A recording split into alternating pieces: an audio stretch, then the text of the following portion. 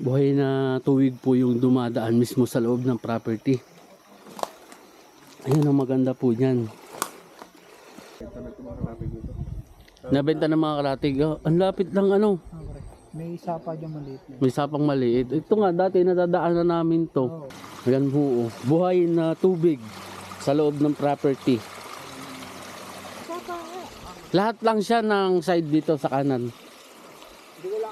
Ilan ang frontage?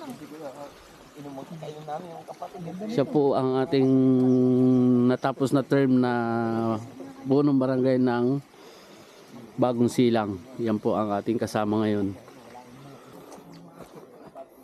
Ito po yung front. Sementado.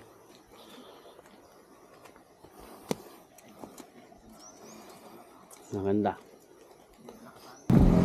Bagong Silang. Ito yung lugar na bagong panganak eh. Pero hindi na tumanda ito. Puro lagi ng ano to.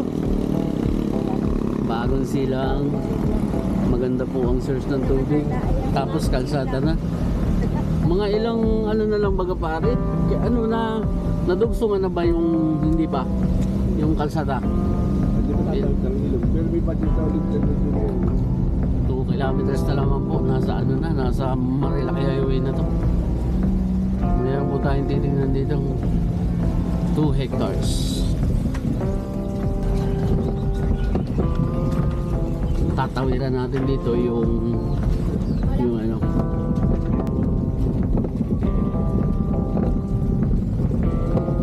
Dami mga may bagong sasakyan dito ah.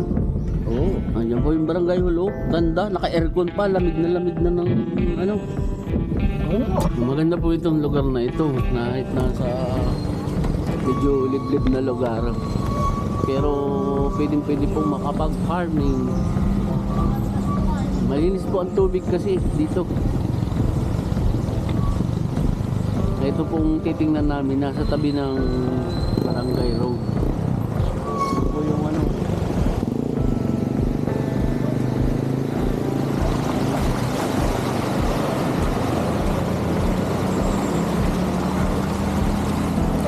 Galing. Ito yung bagong gawa po na kalsada.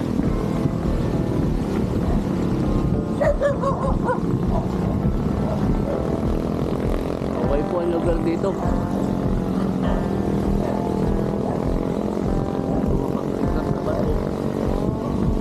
Dati po ito rough road, nilalakad namin. Ito po yung road na papunta ng Marilaki Highway. Ang labas po nito doon sa Marquez Bulaluan, malapit po sa may Incredible.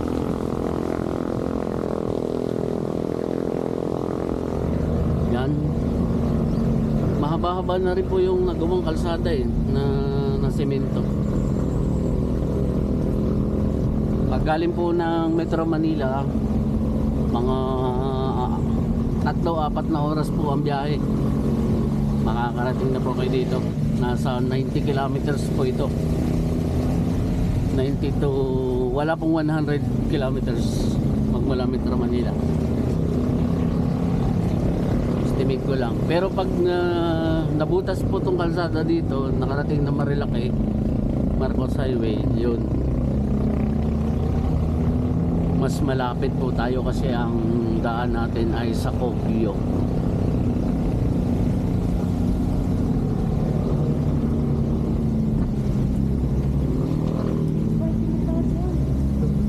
Simentado naman. Kay Limuko. Ayan, Kay Limuko. Kay Limuko. Ito, taga daw sa ano. Hindi ko alam ang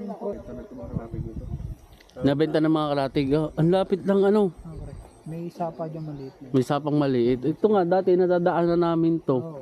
Kaya nga akala ko. Ito yung nagkandudula si Sir Dio. Dito sa area na to. Ba dati ito ano pa hindi pa to dati ganda. Oo.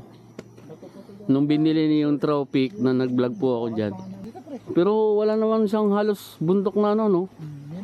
Kasi sa Parang patag siya. Pero may narinig po akong sapa dito. River. Ay, ito. Ayan po. Buhay na tubig sa loob ng property.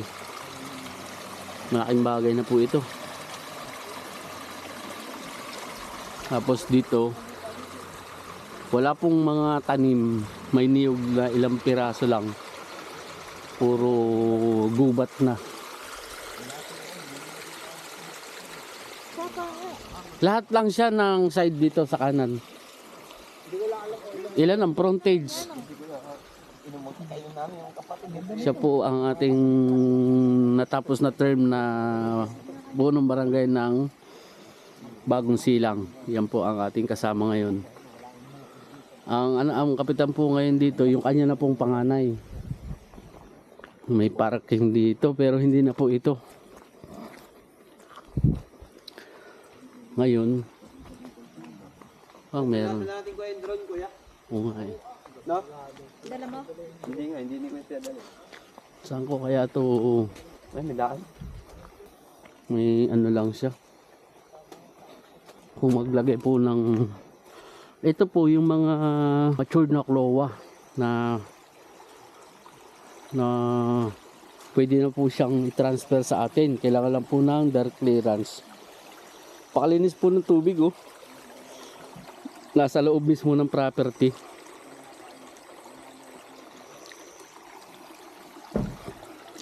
Two hectares po ang sukat.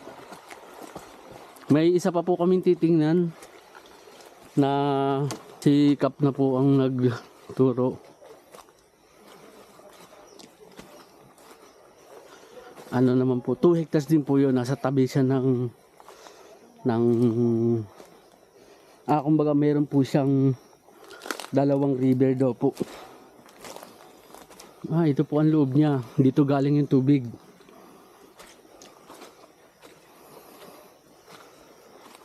Hindi po siya paakyat ng kumbaga hindi bulubundukin.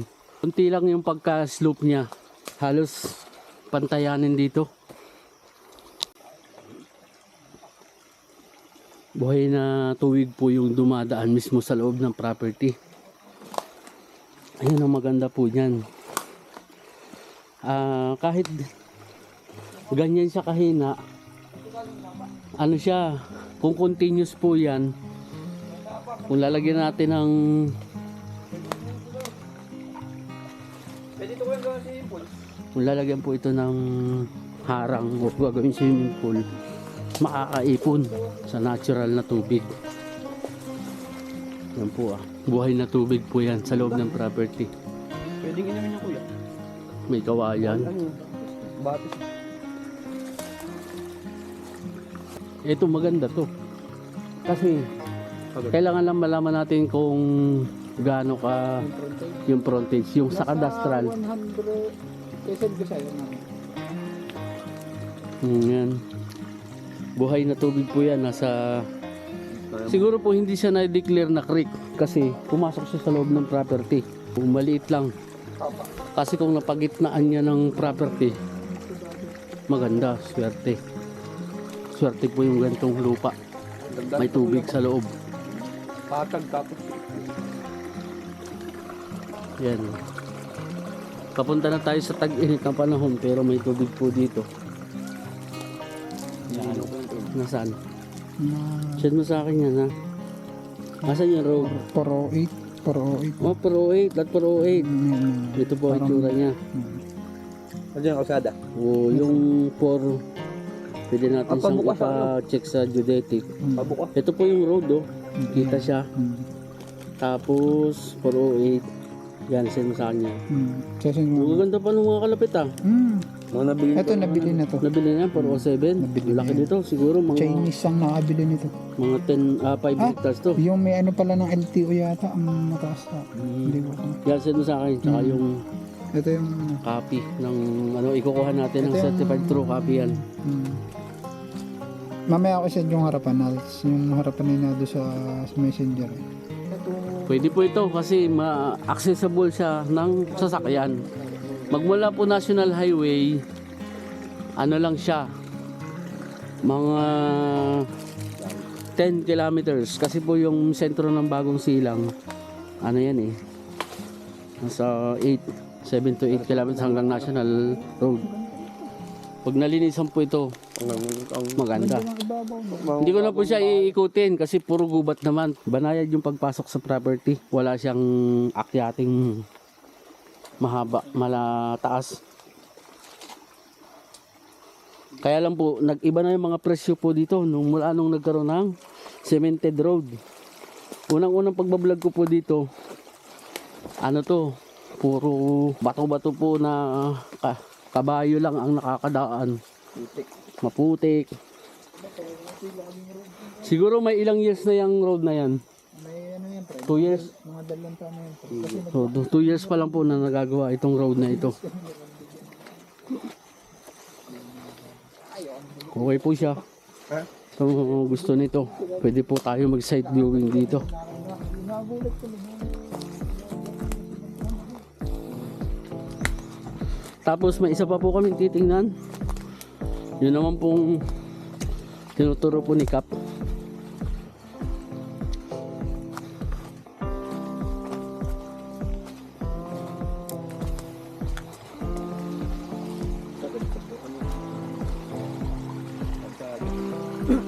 Yung tubig po.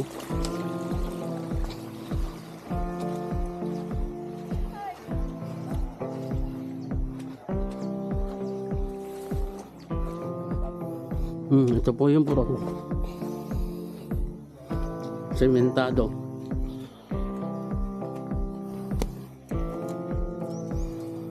Maganda. Dito po medyo mataas-taas na bahagi.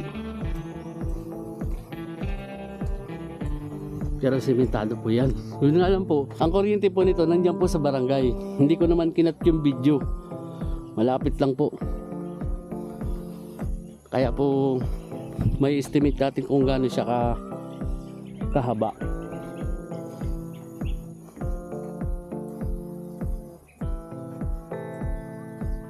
Kailangan lang po natin ng relocation survey dito para malaman po natin kung saan yung unang muhon dito po sa harapan. Yun. Yun lang po. Thank you. Schedule po tayo ng site viewing dito. Salamat po sa pag-subscribe.